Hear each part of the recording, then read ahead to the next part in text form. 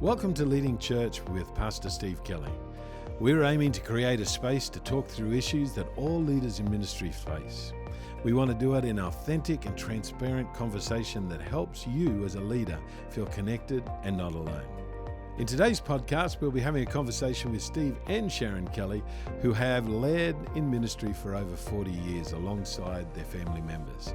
We'll take a deep dive into their early days in ministries and how they set up their family for success and to lead ministry well. I know you're going to love it. Let's get into it. So, hi Sharon. How are you? I'm doing very well. And The first lady of Wave. The first lady of Wave. Whatever. Yeah, whatever. She's the brains behind the head. Is that what it is? And the beauty. The beauty. That's I true don't know. too.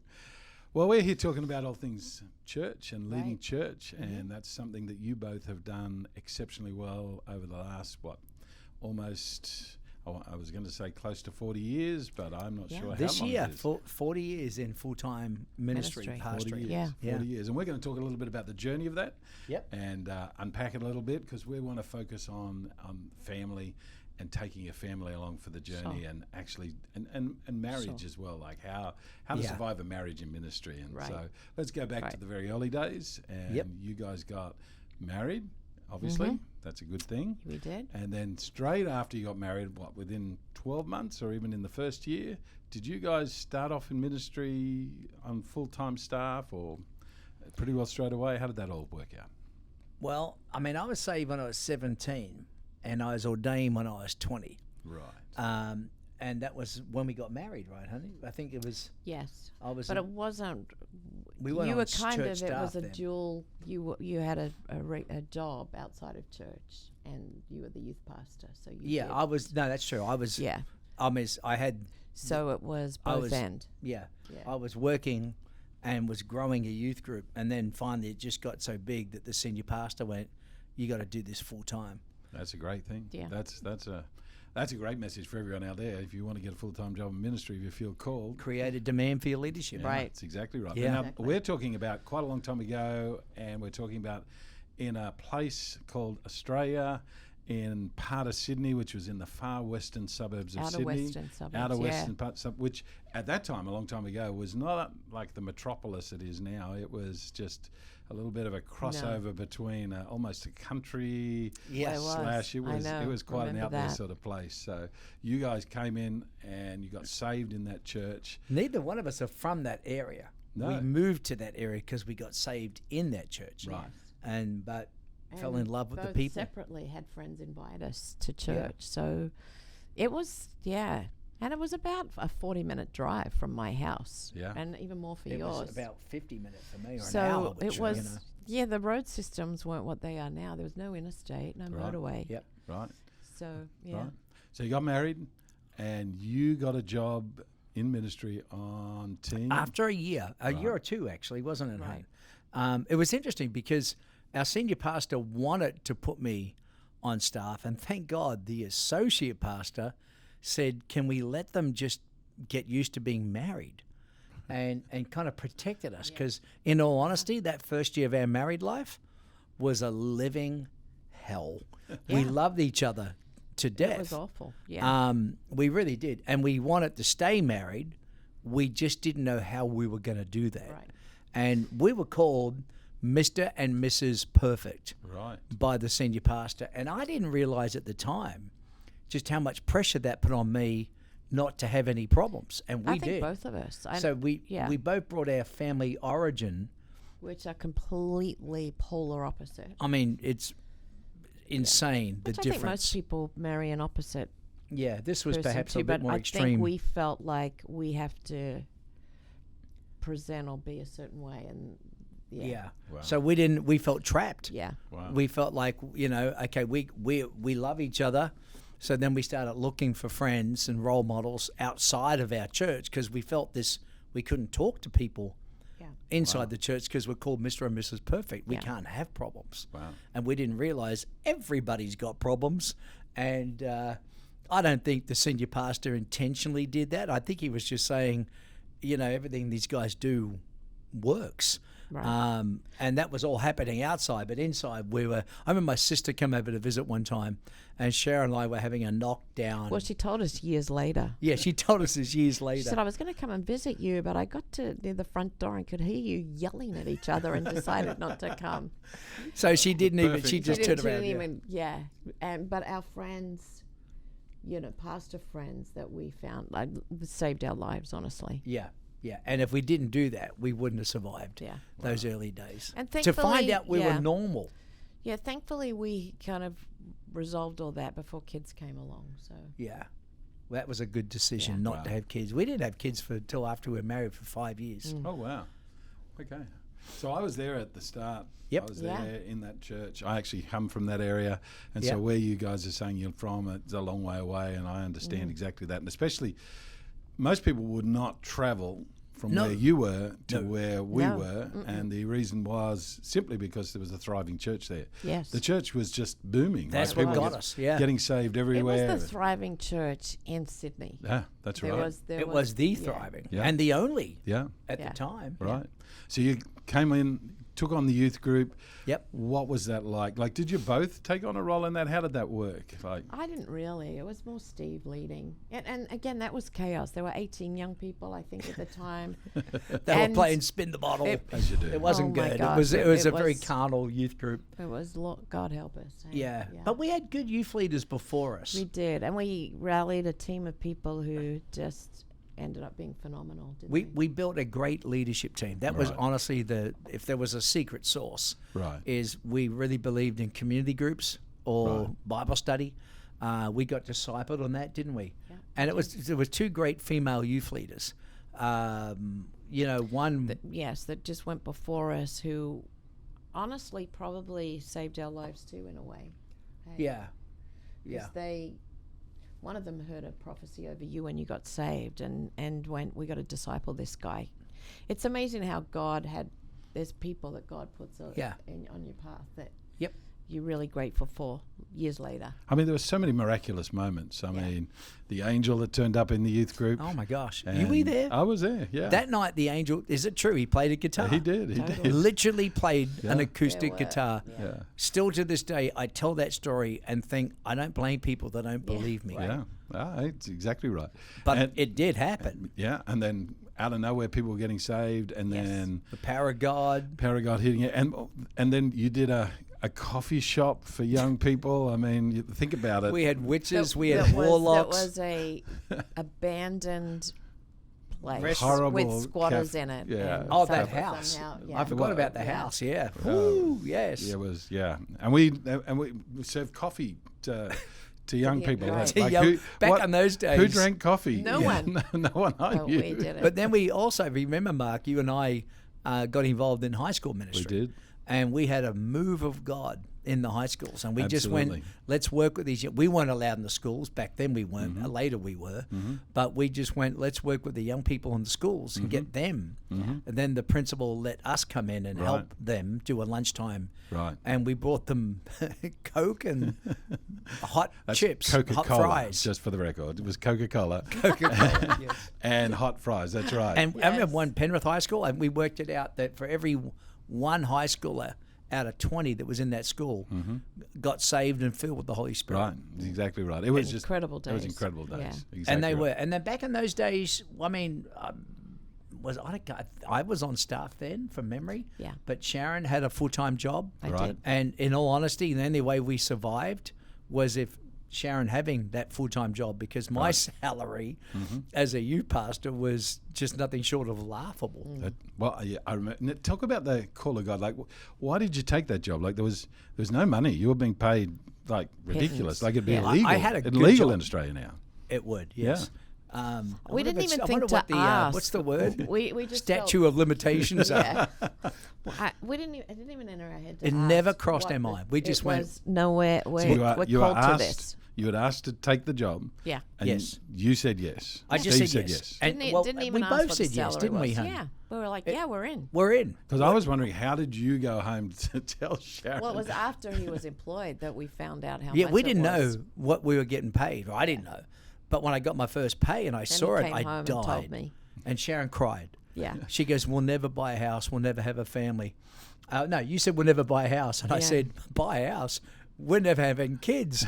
We can't afford. But I think that's part of the faith journey, isn't it? Because looking back, Yeah. we ended up, I mean, these figures now, 40 years later, just sound crazy. But we found this little mother-in-law suite on the back of a house that these people just charged us $45 a week. I mean, Oh, that's wow. So we could nothing. save a deposit. When the lowest rent at the time was $100 a week. I Yeah. think that's the thing that we learned, is that God in all of those moments showed up, and our faith got strengthened. Right. And I think right. the two distinctions for us, because I think it's a good reflection, is one, our senior pastor, who we loved. I mean, you know, he's a good man. He said to me, and he helped me understand myself. He goes, Steve, you're the kind of guy that when the Bible says count the cost, don't build a house until you first count the cost. He goes, for you there is no cost to count. You're in. Right. Yeah. And that's true. I thought about that and I went, yeah, I don't understand people who, like, it sounds wrong and it is wrong, but I don't understand people who have to count the cost or struggle counting the cost. Right. That thought doesn't enter my mind. Right. So, so when I had that salary as youth pastor, I couldn't live. We literally, it was like back in whatever it was, mid-80s, and I was on $169 a week. Gross before Wow. taxes, and the job I had before that, I was on $450 a week Wow. after taxes, and I had a great job. I was an installer technician for an electronic company, and had a company car. And when I got my first pay, Sharon goes, "We'll never have a family." I went, Yeah, and what's so incredible about that is when we did, I remember when we had our first baby, you know, daycare and all that stuff wasn't even a thing back then. That makes it sound wasn't really even old. an option for us. And I financially. remember we would get paid in cash back then, Oh, wow. and so you'd get an envelope with Yeah. cash in it. Yeah, actually, I remember that. And I remember having envelopes back then, and I would just put the money in the different envelopes. It's so funny because Yeah. now that's a big deal. Yeah, but that's how we lived. It was like, this is how much we have for food in this envelope. And we didn't have And money for food if but- it wasn't for Sharon's yeah. salary. Yeah, but no, but when we had our first baby, I didn't work after Yeah. that. Yeah, yeah. But amazingly, It worked. we had enough money. We might have had $20 left over at the end of the month, but it was $20. Like back then, it was like, But wow. it was also I remember when I got the first salary, $169 a week. So you got to pay taxes, you got to tithe.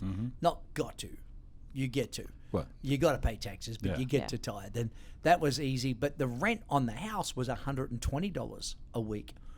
Now we started in this other place. Yes, but so that's by the when time we got you pay your taxes and your tithe on 169, there was nothing. no. And I mean nothing left to buy food, pay bills. So I actually got a second job, and I had a day off as a youth pastor, and so I did the work the weekends. I worked my day off, which is Monday, and on Saturday. So that Monday, Saturday, I earned more money cutting people's lawns. I was very deliberate about whose people's. Actually, it was a funny story. I saw this elderly gentleman cutting someone's grass, and he had a little landscape company, had a little sign, and I said, "Hey man, do you need someone to help you? I'll help you." And when he saw the job I did, I was a landscape gardener in Sydney in the Auburn Botanic Gardens, you know, Japanese rainforest, woodlands. So I was good at what I knew that job well. And so when I started working for him, he goes, "Look, I'm old and I'm retired. I want you to take on my business. I'll give it to you." Oh, wow. And I made more money that day off and the Saturday cutting grass than I did as a youth pastor. Remember that? And of course that means I had no time, Right. you know, so Sharon would come with me and help me cut grass. I And did. that's how I would. Yeah, I would help him cut grass. Yeah. Oh, wow. I didn't can know mow that. lawns, let me tell you. But what did you do? You did the weed whacking? No, I did the lawnmower because I remember we had this one lawn and these people had statues and everything in their yard and they literally, were fussy. Oh I'm my like, gosh. oh my gosh, They they're were gonna kill fussy. me.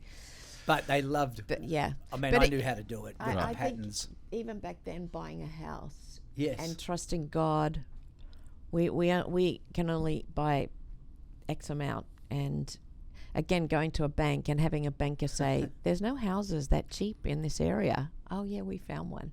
I think that how much do we want a miracle? How desperate are Right. we? And when we're Yeah. desperate, we just pray, Lord, we're just trusting you with it. There were just a lot of moments where God turned up for us. We learn how to live by faith. Yeah. Yeah. And that's so what I we was gonna say. we actually don't have an issue. Right. With a matter of fact, we have an issue with people who don't live by faith. Right. Right. We don't want people on our team Right. who aren't willing to take that faith journey, because you got to pastor people and you can't give them what you don't have. Yeah. It's exactly. And without faith, anything is not faith is sin. Now, I think churches have used that to be mean and ruthless, Yeah. and have abused that, but it doesn't negate the wonder. Like I said to Sharon, it's not that we'll never have a house, we'll never have a family. We choose not to have one now, Right. because we're in control of this. Right. We're not at the mercy Yeah. of the economy. Our Jehovah Jireh is our provider, and honestly, He provided all that time, Right. didn't He, hon? Amazing. Right. Yeah. And you learnt then at an early age how to live, and then Yeah. how to bring that into ministry, Yeah. and how to lead people into that. And I've seen that happen, and you guys have been exceptional at doing that over the years. And even now in Wave Church, you lead from that position of strength so well, so amazingly. So let's move to the next stage. You left that church because you felt like the Lord had given you a time to move on. Yeah. that I how- actually felt like we are going to go then to America. All right. Right. Because- But I just didn't quite feel like we were ready. Because I remember you'd say that all the time to I me, because know. you are American. You were born in America. Yeah. And as an Australian, I was born in Australia, and so I'm now here in America and an American now. But I sit there back then with you, and you'd say, "But I'm an American. I'm always going back to America." Yeah. And Yeah. I don't know And how you cope with I'm that. rolling my eyes, Yeah, going, that's right. going, Sharon's like, that'll, yeah, that'll sure, never sure. happen. And why? Like, Yeah. why? Australia's Yeah, great. I thought the same. I was in there. Okay, whatever rocks your boat. Yeah. So you went from that church to Hills Christian Life Centre. Now that became Hillsong Church.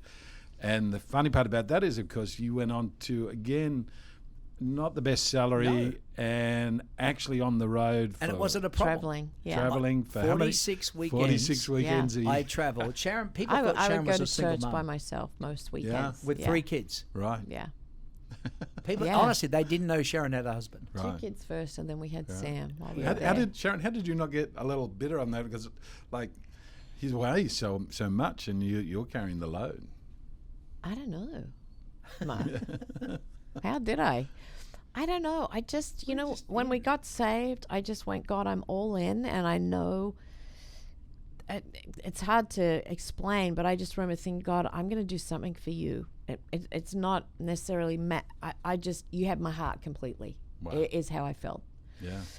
Did I see myself pastoring? No, because I thought pastors were next to God. I used to, race out of church. I didn't want to touch the pastor's hand. I'm like, oh gosh, they're right next to God, So the fact that I do this now makes me just laugh a lot, in a funny way. It's like, God, you're funny. But I think I just went, I'm all in, God.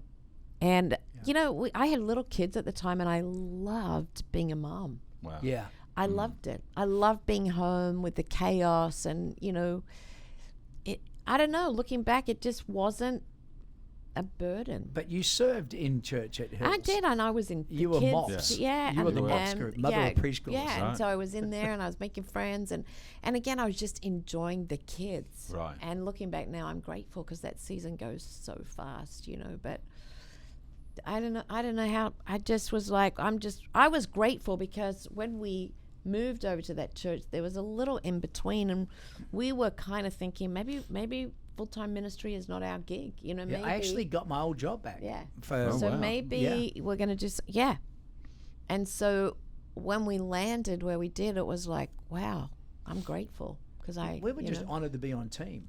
totally. And I think with that, you're right. I mean, by the time I finished in Penrith, I had a decent salary. I was, I would say adequately, if not well paid, in all honesty. Was the senior associate pastor of one of the largest churches in the country. Yeah. And I was 27 years old. And then I went to work for Hills. And the same thing happened, by the way. They told me what they pay me, and I went, how are we going to make that work on my salary? Because Sharon was still... I was at home. And I went, Yeah, all I right. was- And so yeah. they said, well, you can actually be away traveling. every And weekend. he was. Oh, Yeah. wow. And sometimes that's- it was local, and so we all packed up the kids and And we drove an drove, hour yeah. or wherever and did Did it. whatever invitations. Yeah. Now, I was traveling. I was well known in Australia. Yeah. And so there was no Yeah. lack of opportunity to travel. Yeah. It wasn't like I've never, and I want to say this, I think this is a great important, I have never once, and I say it with great, if you're going to boast in the Lord, I've never once asked anyone to actually have me come speak. Right. Never. And I love to say that because I think that's a challenging thing, because I see people trying to promote themselves, and I think God's the one, he's the door opener, and I don't want to open doors he didn't open. Right. And so people chasing this stuff, honestly, the game comes to you. Yeah. And so God opened the doors, and honestly, that first year was hard at Hills, because there were many times when what you got paid on itinerant in those days was next to nothing, especially in Australia. Yeah. and we literally, not because we were spiritual, there were many a night we fasted or we ate eggs, lots of eggs, lots of, because we had no money. Yeah. And you to buy figure it food. out. And God never takes you to anything less. Yeah, I love that. It may seem that way in the natural, but he's just moved you so you can keep moving forwards. Wow. And so the lesser income, we've already been there.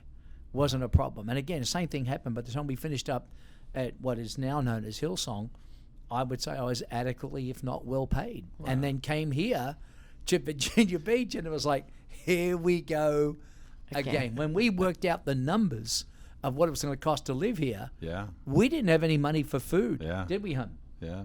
And I didn't have enough money for a car. And I had to go to the trustees and say, I need you to help me. I need you to buy me a car. And they did, because I couldn't, I didn't have the money. Gosh. Yeah. Because moving from Hillsong and back in the days, and you packed up completely, took your family, they were young kids back then, and you've always taken your kids. In fact, in the next podcast, we're going to be talking about taking your kids on the journey, but you've always taken the kids along, and it seems to me your philosophy of ministry has been whatever it takes, and to keep a fresh spirit and a real hunger for God, just to do it, God, the miracles and that faith you were talking about. But to come to America, I mean, that's no mean, that's not an easy thing. Like, that is just, you packed up and you landed in America, in the United States of America, which we might speak the same language, but it's a totally different culture. And I moved from New York to Sydney when I was 8. Right. So I was raised in Australia, but if you let me open, I was an American. Right. And yet loved Australia. To this day, love Australia. Yeah. Sharon, of course, was like, that'll never happen. Yeah. So how did you manage to do it? Like, what happened for you to agree to come to America? I mean, for the longest time, I would just roll my eyes and be like, oh, it's a pipe dream. It's going to go away. We're happy. I'm happy. And I was too. And we visited the States about 18 months before we moved here. And on that visit, we left, and I said to Steve, I'm really sorry, but I can't do it. I can't. Oh, no, she did. It's too big. It's too. And I said, there were things in the not. Yeah, that would really work. That would really work. No, I think, Mark, honestly, we're at a season where we knew God was up to something in our lives, and I've shared it a couple of times, but there was a moment in my home where I was with a girlfriend, and just we were talking about something, and there was just a moment where all of a sudden I felt the Holy Spirit go, there's a door of opportunity coming, will you go? Oh, and literally, Steve was in the States. I was flabbergasted. And he called me, and we had no idea this was happening, and he called me and said, hey, just to let you know, a pastor just talked to me and offered me this. And I literally said to him, let's do it. And I think he was just stunned, because it was literally in that couple days and he wasn't even around. So he was like, what? Well, and I surrendered. I actually said, because I knew God called us to the States and to pastor a church in the States. I knew it. But I also know Sharon's way more spiritual and he's from God than me. And so I said to Sharon, I wouldn't dream of dragging you halfway across the world and you kicking and screaming. So if you don't feel this is God, if you don't if you don't feel this is something that we should do, we'll just stay here. And I said to God, I know what you put in my heart, but this is now your problem. I'm not disobeying you. And I don't think Sharon's disobeying you, but you need to make her know it as much as me. I think from my family, Steve's that was family the already. hardest Yeah, because that's a big one, leaving your family behind. God, I have to know. And once I felt the Holy Spirit speak, I'm like, okay, I'll tell my mum and dad. Because it was a moment for not just your family, although that was probably more. Yeah. But even for my family, my brothers and sisters were mad at me. My parents were heartbroken because they're not going to see their grandchildren. Yeah. Wow. And for my family, they were my parents' only grandchildren who were taken to the other side of the world. But I remember when we told my parents, my mum was like, well, you know what? You're young. What a great opportunity. Oh, wow. We kind of said, we don't know how long it'll be for. We're trying to make it sound softer. So there were just ways that God showed up beautifully to help me particularly go, okay, this is it. You're up for it.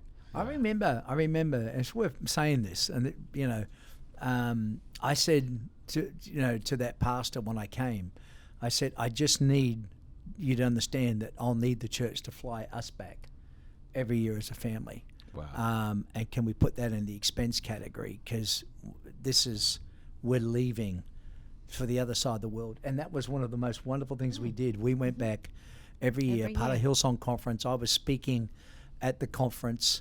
You and I both ran Moving in the Spirit. Yes. Did we not? In that There little were hall tens everywhere? of thousands of people filled with the Holy Ghost That's every exactly year. Right. Fantastic. And that helped keep me in that world, and it helped us stay connected to family, didn't it? And had great family vacations. We're very grateful, honestly, for that. And we're glad the church agreed to that. And still to this day, we try to go back every year. I love the fact all the way through what you're talking about is this whole thing about calling, and then the response, the natural response to calling. And it seems to me that you don't see that sometimes in people wrestling with the call, because it is a wrestle sometimes in saying yes. Yeah. Because God never calls you to comfort. He calls you for purpose and impact for his kingdom. And so there's that reality of how does that look and how does that outwork. So in terms of calling, someone wrestling with God's call on their life, what would you say to them? How would you tell them to? Don't be driven by the money. It's great. Money will follow you. Right. You don't follow money. You find out what God's called you to do. And I actually think this. I think, some people want to be, they want the salary, the location, they want the comforts, they want the assurances, everything's going to be okay. Right. And I get that. I understand that, you've got a responsibility to take care of your family. And I'm not using that as an opportunity for a church to take advantage of people. Right. But I would say never let that be your decision. So this church is going to offer me more opportunity, more money. Right. It's you got to get your bigger platform, alignment Oh, that's right, good. and then you get your assignment. And if you're called, like we couldn't do anything else. People say you're a great leader, communicator, motivational speaker, business mind, entrepreneur. I mean, and maybe I am good at some of those things, but at the end of the day, there's nothing else that's in my heart that I want to do. This is what God, and that's the only thing that kept us. And there were some hard times. There's been times when we have really wrestled with it, and it's hard. Remember, honey, that when we first came, not first, but early days, we were watching the Sydney Olympics. Oh. And just crying. Bawled our eyes out. We just missed.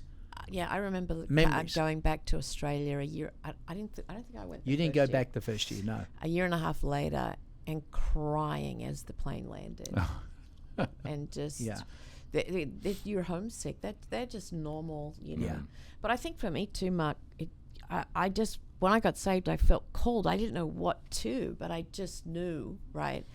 And then when this opportunity to come to the States, and I felt like God say, I just remember thinking, I can't get to heaven and look into Jesus' face and go, sorry, it was too hard. Oh, wow. Right. that was the thing for me that got me. I'm like, Yeah. no, you gave everything, Yeah. so I'm in, whatever that looks like. That was a moment for me. And that's an important thing for people to hear who are starting out in ministry. Yeah. Right. Because we live in a different world today. Mm-hmm. I do. But be on team.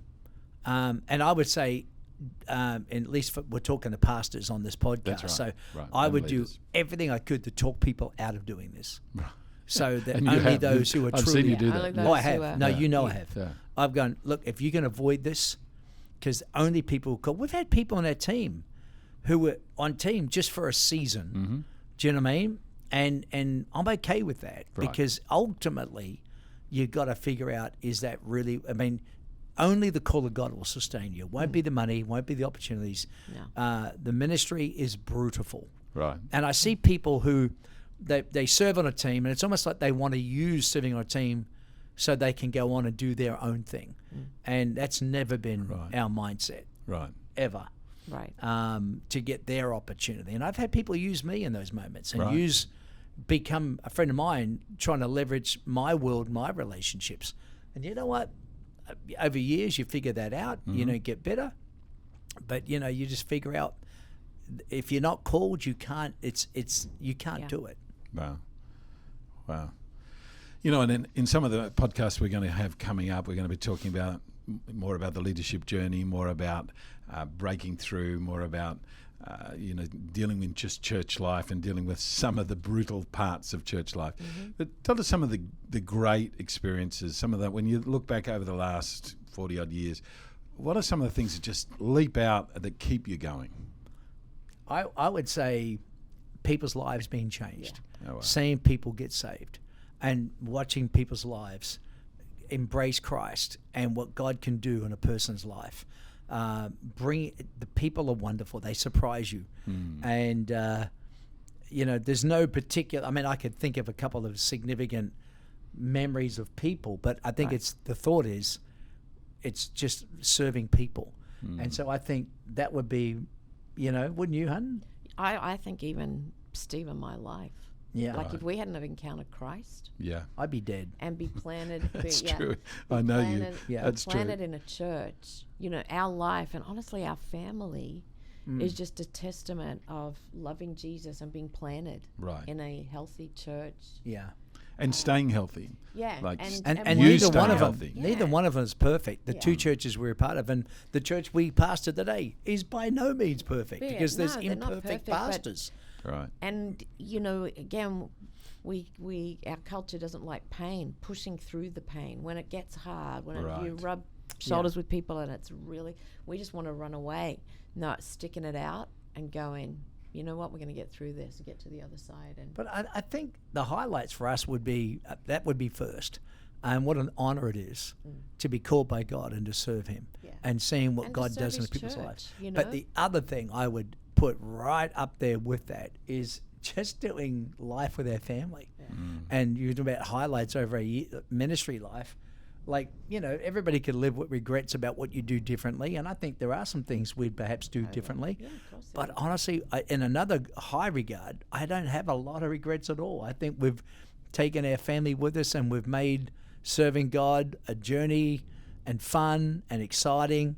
And we've been intentional about that, Yeah. haven't we? And that it's very practical and spiritual. Right. I think sometimes we can focus on all the spiritual, but doing life with family too is very practical, and I think that's an important part. Some of the greatest memories we have are just laughing with the family. Yeah, being on the sideline of the soccer canoe. games or cheerleading. Remember the canoe? Yeah, the new canoe that's Tell the new canoe story. And the boys are at home watching their father put the canoe in the water. Well, there's a bit of a story to that because I'm a little eccentric. Yes, and you buy random things. So this day he Yes, comes home with a that's true. canoe, and we were all watching as he put it in the water, and then went to step off the dock and stepped on the end Of the canoe. Of of the the canoe. canoe. Not even thinking. It's hey, a I should- rookie I should get mistake. in the middle. And so all of a sudden we're watching. Well, they're all in shock, aren't you? Yeah. What's Dad He- doing he was carrying a carrying this canoe? Because I just Yeah. bought it. And then he steps into the one end of it, and all we see is this thing go up, Flip. Yeah. and him. And I sunk the canoe and I was it covered in mud. Yeah, it was hilarious. They came down those moments. That crying, laughing, and I'm covered in mud. And I looked at them and I realised this is one of the funniest moments they've ever seen. And I just laughed. I went, that is so. You both have a one of the attitudes you've always kept is don't take yourself too seriously. Here as senior pastors of a thriving large church, you don't take yourself too seriously, but you do take the call of God. Yeah. And his work seriously, but you do it in a fun and figure out how to keep it fun. Yeah. And there's some of the time. great things that I. Yeah. Sharon's a great celebrator. She really That's is. the truth, isn't she? You're on to the next thing. I'm already He's on all the like, next hey, thing. it's over, it's done. And then it's like, can we stop? Let's pause. Like Macy's parade. I'll never forget that. Probably the most miserable moment of my life. I've never been so cold. I would have paid $500 for a cup of hot coffee as we stood. Remember this? At what was the park I made called? our family Central Park. get there at 7 a.m. so we would have front row. to Sharon the made us Okay. get there. Thanksgiving And parade. I'm like, I want to die. I've never been this cold. It was one of the coldest Macy's so great, parades. though. It was so And great. honestly, it was one of the best moments and memories of our family, wasn't it? It was. We saw the Wiggles. We did. Yeah, well, obviously that makes it all worthwhile. Well, thanks, guys. We're going to keep on having these discussions, and everyone out there that is listening, our pastors and leaders, our collective and friends, we are just, we believe in God to see their lives increase, their churches grow, and we're going to talk more things about how to keep the journey and keep on the journey, and leadership principles from both you guys, which I'm excited to be a part of this podcast, and I just think it's going to be a great time together. Awesome. Thanks, Mike. Thank you for joining us today. Why don't you make sure you tune in every month as we join together with Pastor Steve to talk about life in ministry and how to lead church well. Before you go, why don't you check out more information about our Wave Conference? It's a gathering of pastors and ministry leaders to advance the kingdom of God in your own churches and communities. It's happening October 4th and 5th in Virginia Beach with our guest speakers Nathan Finocchio, Rich Wilkerson Jr., Jimmy and Irene at Rollins, and Chip Judd. Learn more at waveconference.com. We hope you can join us there.